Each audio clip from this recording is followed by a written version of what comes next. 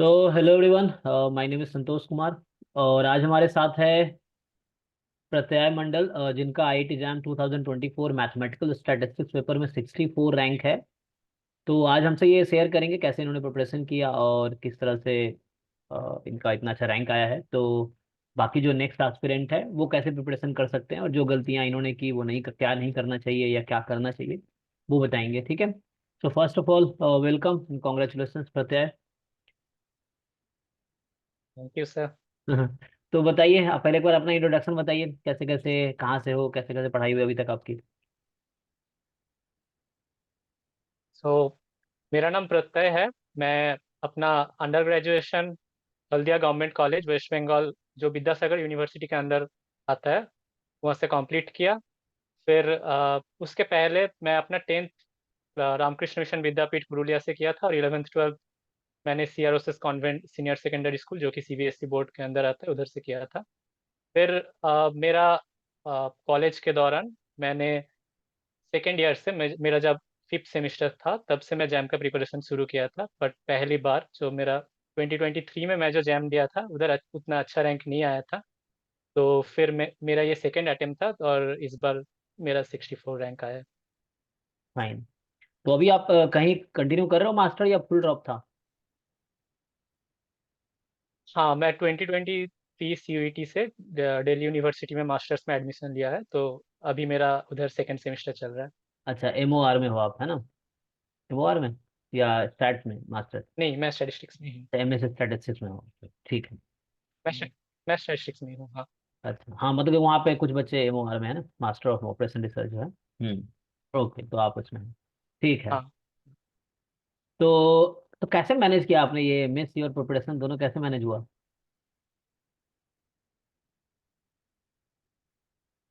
Actually हाँ, मतलब एक तो था, हाँ, हम लोग का भी जनवरी में फर्स्ट सेमेस्टर का एग्जाम भी था।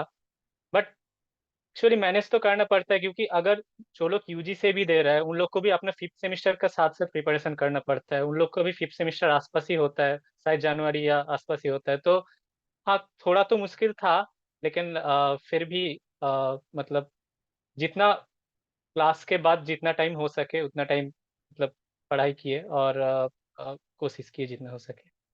बिल्कुल, मतलब जितना कर सकते थे उतना किया आपने। फाइन। तो कैसे कैसे आपने प्रिपरेशन किया, मतलब syllabus, PYQ, assignment, mock test, similarly 4 segment है जो प्रिपरेशन किया, मतलब प्रैक्टिस क्वेश्चंस के लिए। तो कैसे कैसे क्या किया आपने, एक बार बताइए। सिलेबस का कैसे किया, फिर असाइनमेंट कहाँ से सॉल्व किए, फिर प्रीवियस पेपर कितनी बार फास्टली किए? मैं ओके, सो फास्टली मैंने शुरू किया था जब मैं 2023 जैम दिया था। तब जैम देने के बाद ही मुझे रियलाइज हो गया था कि मेरा प्रिपरेशन बिल्कुल ढंग से नहीं हुआ था। मतलब प्रॉपरली कुछ नहीं हुआ था, बस दिया था लेकिन बहुत लैक था। फिर मैंने जैम के बाद कुछ दिन ब्रेक लिया। फिर मैंने CUET का प्रिपरेशन चालू किया। CUET का प्रिपरेशन जब चालू किया, मैं आपका स्टैट्स का लेक्चर देखता था। हाँ। तब मुझे रियलाइज हुआ कि मेरा कितना कॉन्सेप्ट में लैक है। मैं लिटरली सब कुछ फिर रीस्टार्ट किया एकदम शुरू से CUET के दौरान।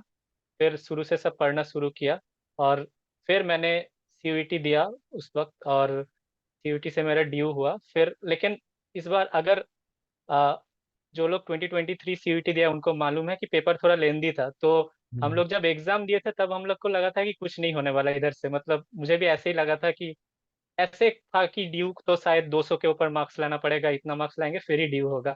तो ऐसे बस खत्म, और कुछ नहीं होने वाला इस साल ड्यू VHU।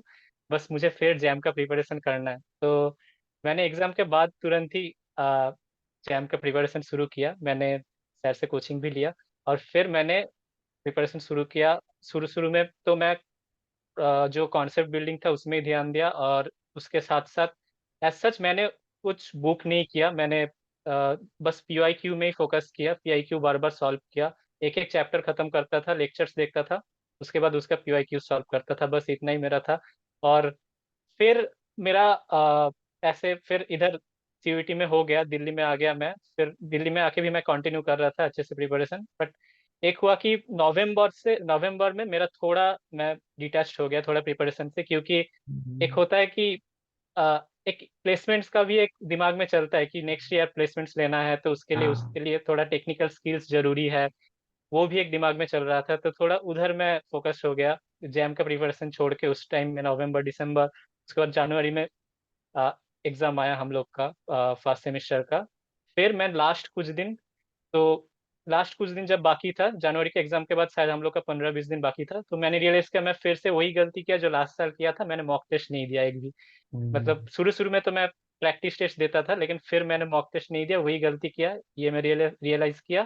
तो फिर लास्ट कुछ दिन मैं ऐसे मॉक टेस्ट भी देने बैठा, तो मैं देखा नहीं, मैं नहीं बैठ पा रहा हूँ 3 घंटे। मतलब एक मॉक टेस्ट हम्म। 1 घंटा 1.5 घंटा दे के ही मैं फ्रस्ट्रेटेड हो जा रहा हूँ, नहीं हो रहा है तो मैं उठ जा रहा हूँ, ऐसे हो रहा था।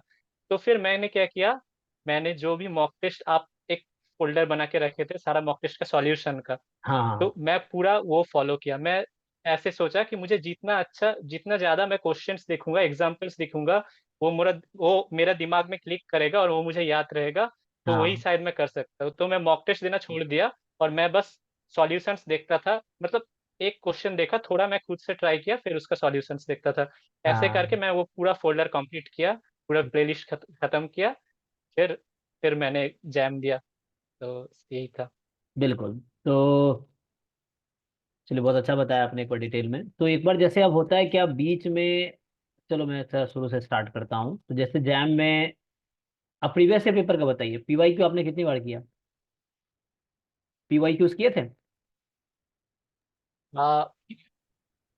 पीवाईक्यू में ऐसे करता था, पहले एक चैप्टर किया, फिर उसके पीवाईक्यू में जितना मतलब उतना एफोर्ट नहीं देता था। एक बार ट्राई किया, नहीं हुआ, फिर मैं वो देख लेता था सॉल्यूशन उसका।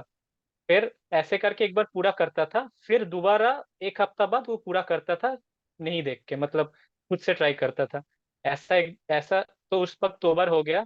पर जैम का पहले मैं और एक बार सब्जेक्ट वाइज पीवाईक्यू किया था, लास्ट 15 डेज जब बाकी था, तो 3 बार मैंने किया था। ओके। तो 3 बार आपने ऐसे पीवाई क्यू किए थे ईयर वाइज, जैसे मॉक टेस्ट की तरह सॉल्व किया था ऐसा आपने कि जैसे मान लो टेस्ट को ही मॉक टेस्ट दे देते हैं ऐसे कुछ, पीवाई क्यू को ही ईयर वाइज मतलब सॉल्व किए थे, या टॉपिक वाइज ठीक था? नहीं, मैं टॉपिक वाइज ही किया था। टॉपिक वाइज किया था आपने, ठीक है, ये भी ठीक है। तो आपने टॉपिक वाइज ही किए थे। बिल्कुल। तो जो जैसे अब नया एस्पिरेंट्स हैं मान लो, तो अगर वो आपसे जानना चाहे कि कैसे कैसे प्रिपरेशन करें, अगर बुक्स आप बताना चाहो तो कुछ बुक्स रिकमेंड कर सकते हो कि ये बुक आप इस टॉपिक के लिए पढ़ सकते हो, एक बार बुक्स का आइडिया है तो बता दीजिए।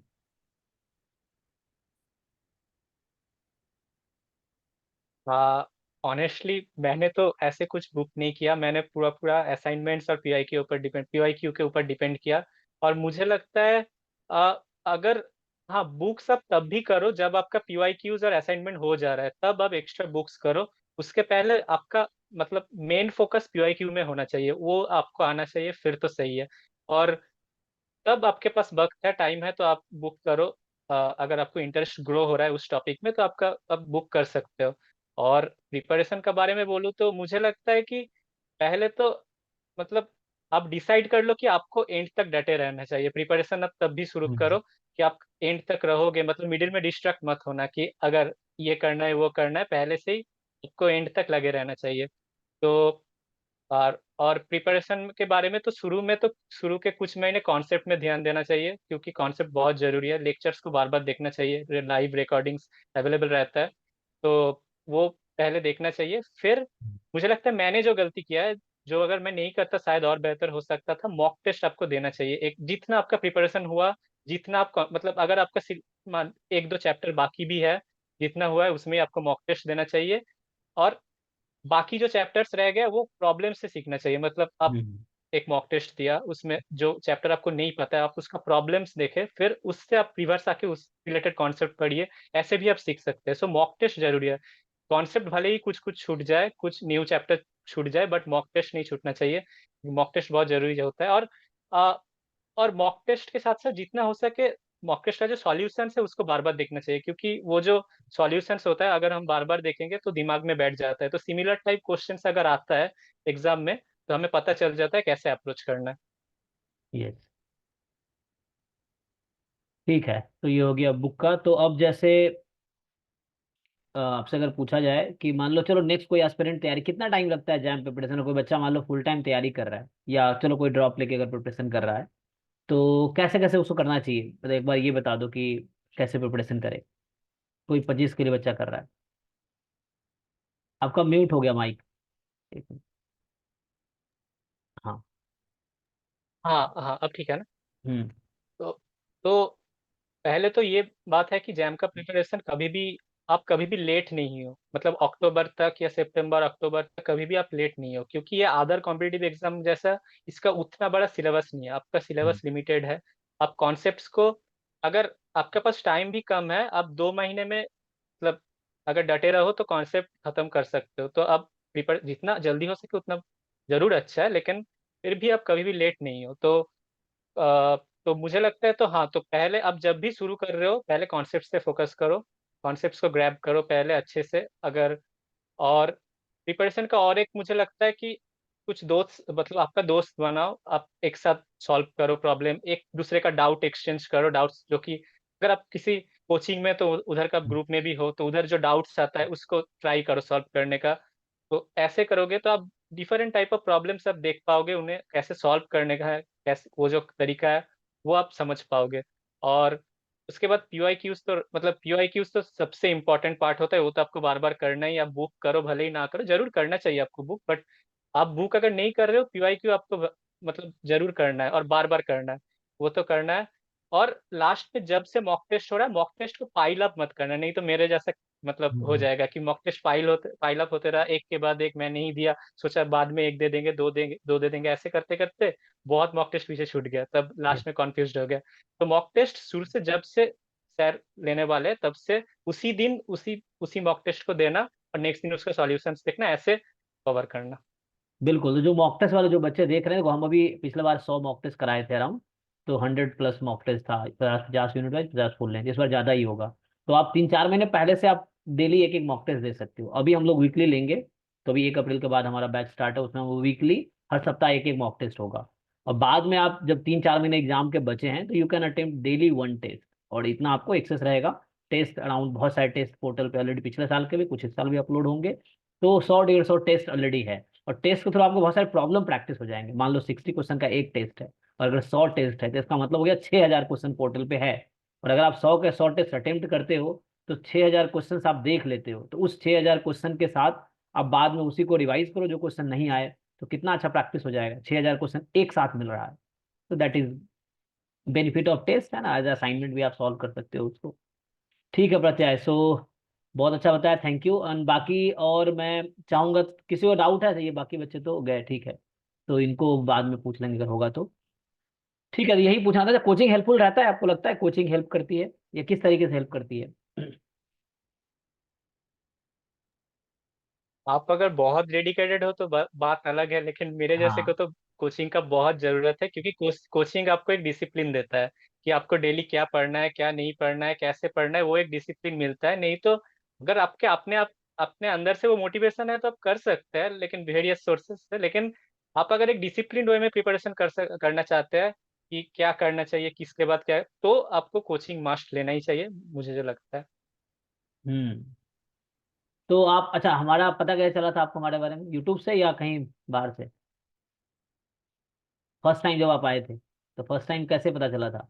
इनिशियली जब पता चला होगा, व्हाट्सएप आप ग्रुप में? मैं अच्छा आपसे ठीक। पहले भी स्टैटिस्टिक्स आपसे पढ़ता था हाँ, पहले। पिछली बार, हाँ फिर याद आपका है। नई जर्नी में मैं शुरू से आपसे के साथ था, सीयूईटी से। हाँ, तो ये इस नेम से हमने भी लास्ट ईयर शुरू किया था, अभी 15 अप्रैल को मेरा 1 साल होगा।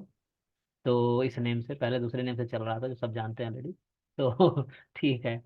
हाँ, तो मतलब आप पिछले साल भी हमारे साथ थे ही ऑलरेडी, तो ये भी आपने कंटिन्यू किया है, चलो थैंक यू भरोसा के लिए। फिर भी आपने अच्छा किया, मेहनत किया। ठीक है, फिर हम लोग यहीं स्टॉप करेंगे। Thank you so much for your time. And obviously ये हेल्प किया होगा हमारे बच्चों को। फिर भी मैं एंड में कहना चाहूँगा आपसे कि अगर आप अभी भी, जैसे अभी एंड में एक बार बताना चाहो, जो न्यू एस्पिरेंट्स हैं उसको क्या कैसे करें, क्या गलती ना करें, तो एक बार आप फाइनली कंक्लूड कर सकते हो कैसे प्रिपरेशन करें 2025 एस्पिरेंट के लिए। तो मेरा जो गलती है मैं बताता हूँ, तो आपसे उधर आप उधर से सीख सकते हैं कि पहले तो गलती था कि मैं मतलब कॉन्स्टेंटली उसमें डटे नहीं रहा, मिडिल में डिस्ट्रैक्ट हो गया, अदर्स जगह चला गया, ये बिल्कुल मत करना। आप शुरू शुरू में ही मन बना लेना कि एकदम मतलब पहले एंड तक आपका फोकस यही रहेगा, दूसरा कुछ नहीं। अगर आप मास्टर्स में हो तो आपको ऐसे थॉट्स आएगा कि नेक्स्ट ईयर मेरा प्लेसमेंट है, मुझे उसके लिए टेक्निकल स्किल्स डेवलपमेंट करना है। अगर आप बीएससी में हो तो आपको शायद थोड़ा, जैसे मुझे पता है वेस्ट बंगाल में बहुत कॉलेजेस में ऐसा भी होता है कि बिल्कुल जैम का आसपास मतलब बीएससी का 5th सेमेस्टर का शायद एग्जाम हो जाता है, तो वो एक डर बैठ जाता है कि एग्जाम है, वो उसमें भी तो अच्छा मार्क्स लाना है।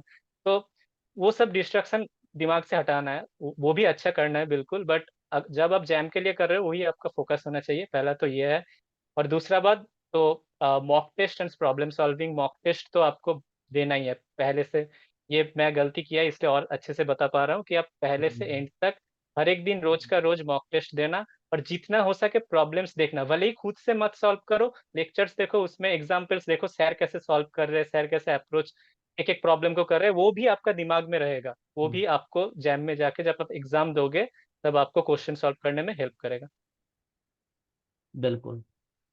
चलिए, बहुत अच्छा बताया आपने। तो ये ऑब्वियसली हेल्प करेगा जो नेक्स्ट ईयर के एस्पिरेंट्स हैं उसको। सो ठीक है प्रत्यय, thank you so much for your time and all the best for future. बाकी मैं हूँ आपके लिए, जब भी कोई ज़रूरत पड़े गाइडेंस या हेल्प की तो आप कॉन्टेक्ट कीजिए, ठीक है। Thank you sir, thank you, thank you. जी थैंक यू, बाय।